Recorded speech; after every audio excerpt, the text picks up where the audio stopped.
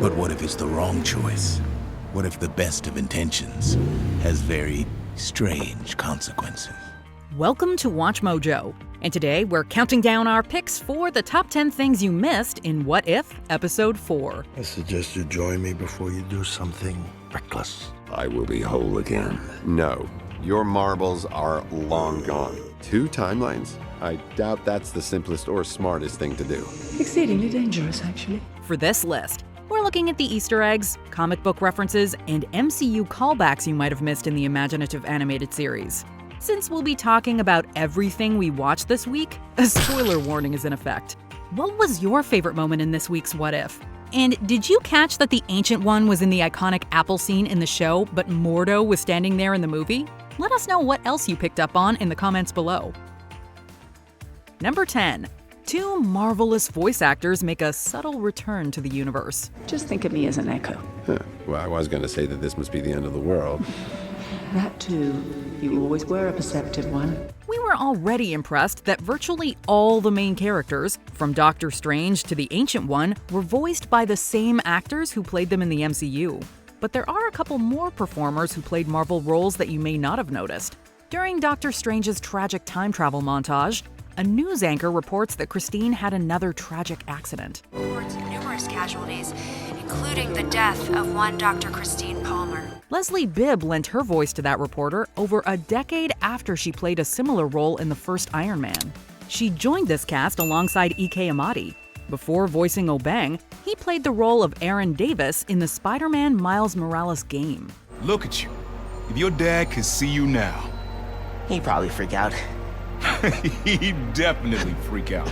Hopefully, this won't be the last time we hear Bibb or Amadi in an MCU project. You have to be the strangest dressed sorcerer I've ever seen. Yeah, it's Armani. Number 9. Christine isn't the first loved one Strange tried to bring back. This is where it starts for you. With the death of Dr. Christine Palmer. So overwhelmed by loss, you will seek answers in the mystic arts. Doctor Strange's attempts to bring back Christine kicked off a series of twisted and dark occurrences. He may have never tried to rescue the woman he loved if he had talked to his comic counterpart. Help me bring her back. I'm sorry, but I can't. No one can. Her death is an absolute point in time. There's a reality where Strange gets a visit from his brother Victor the day after their dad's funeral. After their conversation goes south, Victor is unfortunately struck by a car and passes away. But Doctor Strange isn't willing to let his sibling go. When the sorcerer tries to revive his brother, Victor returns as a vampire. Both storylines saw Strange face severe consequences for trying to defy death. He caused so much pain for others because of his inability to accept his tough losses. You're risking the universe. You cannot reverse an absolute point. Nothing is impossible. You taught me that. I only require more power. Number 8. Strange still can't keep big bads bound. You can't bring her back. The world out there is breaking. Don't you dare lie to me. I am you. During the intense final battle, Strange attempts to wrap up his evil counterpart with magical bindings. But the sinister sorcerer manages to get out of the trappings and continue the fight. This isn't the first time Strange has failed to wrap up a big bad in the MCU. In Infinity War, the sorcerer tries to bind Thanos multiple times. But thanks to the Titan's strength, Infinity Stones, and an embarrassing blunder from Star-Lord, the villain breaks out every time. And before Strange took on Thanos, he tried to keep the wicked Caecilius restrained with a mechanical device. But the villain's zealots broke him out soon after. Maybe Doctor Strange should stop trying to restrain big bads and keep getting creative with how he stops them. You cannot do this forever. Actually, I can. This is how things are now. You and me, trapped in this moment, endlessly. Number 7. The Vishanti. Before heading to the episode's climactic confrontation, Wong places a protective spell on his fellow sorcerer. Guardian Vishanti. Heavy-duty protection spell. Knowing me, I'll need it. The name of the enchantment is a reference to a hugely significant trio. In the comics, the Vishanti consist of 3 absurdly powerful magical beings. They have a long history helping Sorcerer Supremes whenever the mortal magicians get into trouble.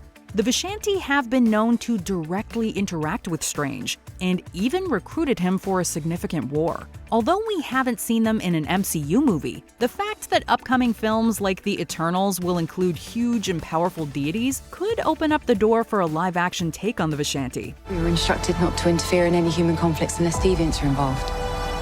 By who? Maybe the trio will pay a live-action visit to the Sorcerer Supreme in his next film. Learning of an infinite multiverse includes learning of infinite dangers.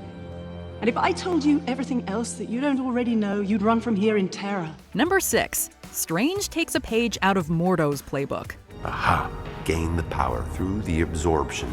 The only way Doctor Strange's evil variant can gain enough power to alter the timeline is by taking energy from other beings. In a montage that alternates between being a little funny and hugely disturbing, he seemingly strips the life force of other beings to serve his own ends.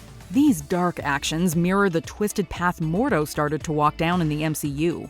Over the course of 2016's Doctor Strange, we saw him become increasingly frustrated with his ally sorcerers. He eventually decides to hunt down magical mortals and take their powers away.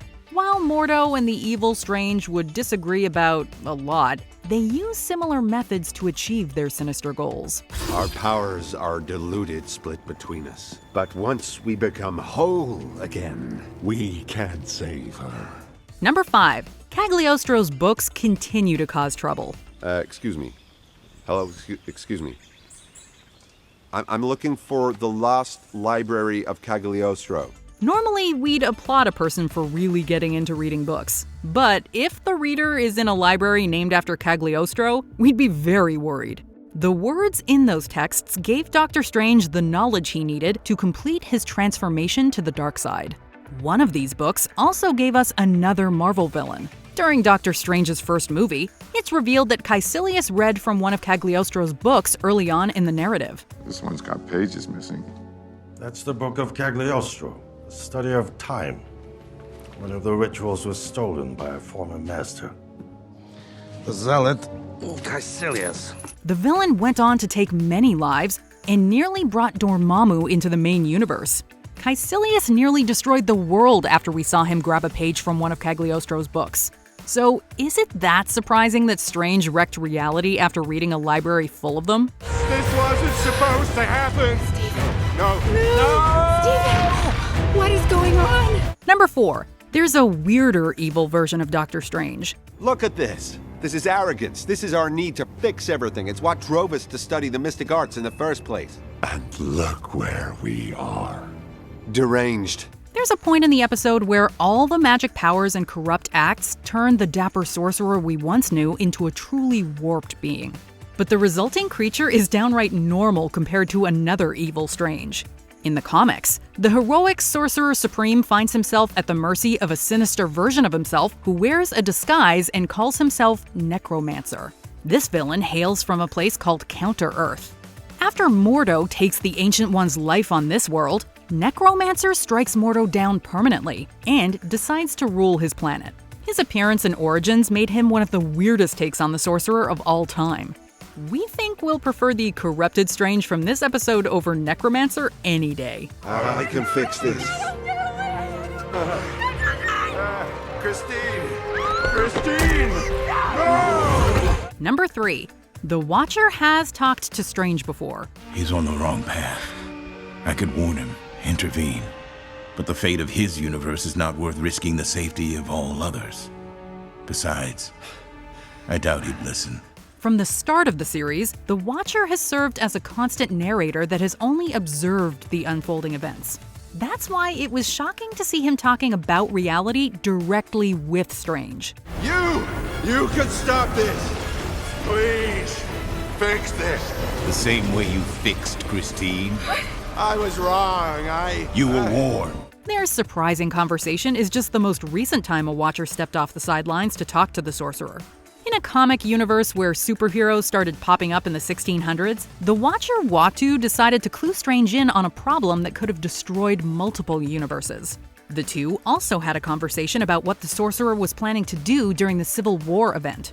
While we love seeing watchers discuss issues with heroes directly, we wish they would talk to people under better circumstances. Then punish me, not the world, not Christine. Honestly, if I could fix this, if I could punish you instead, I would. But I can't interfere. Number 2. Obeng may have a dark connection to Cagliostro. I've come here for Sorcerer Cagliostro. According to legend, he knew how to break an absolute point in time. Where can I find Cagliostro? Well, maybe here, maybe there. When Strange seeks out Cagliostro's work, he meets a sorcerer named Obeng. This magical man is exceedingly wise and kind throughout the narrative. But despite his good nature, we, like Strange, were a little skeptical of his true identity because of his name. Please tell me you're not Cagliostro. The name's Obeng, librarian for the books of Cagliostro. Come, this way. Sorcerer Armani. The origins of the sorcerer named Cagliostro are unclear in the comics, but many believed his original name was Obeng. No matter what the man's real moniker truly was, we definitely know he's slayed people throughout history before taking their appearance and name. We do not want to think about the possibility that the steadfast Obeng could have been Cagliostro in disguise. Instead, we'll just assume the show's version of the character is actually just a nice librarian. Death is part of the plan. I can't accept that. I know. But maybe the other Strange will. Other? Before we continue, be sure to subscribe to our channel and ring the bell to get notified about our latest videos. You have the option to be notified for occasional videos or all of them. If you're on your phone, make sure you go into your settings and switch on notifications. Number 1. Tentacles may tie what-if worlds together. Whoa. My name is Dr. Stephen Strange. I brought you here because I need to borrow your powers. Do you mind sharing a tentacle or two? Seeing Strange stand in front of that many-tentacled monster might be the most game-changing image of this What If season yet. In the comics, the Sorcerer Supreme has a long history of doing battle with a creature with similar appendages that's known as Shumagorath. A many-tentacled creature also appeared in the What If premiere and fought Captain Carter. What the bloody hell? Monsters? No one prepared me for actual monsters. Whether the monster is Shumagorath or something else, its presence in 2 episodes is a ridiculously solid link between the 2 stories. And since Strange doesn't have much of a home left, will he see where the monster came from last and attempt to travel to Captain Carter's reality in a future episode? I'm sorry. Stephen? What did you do? Do you agree with our picks? Check out this other recent clip from WatchMojo, and be sure to subscribe and ring the bell to be notified about our latest videos.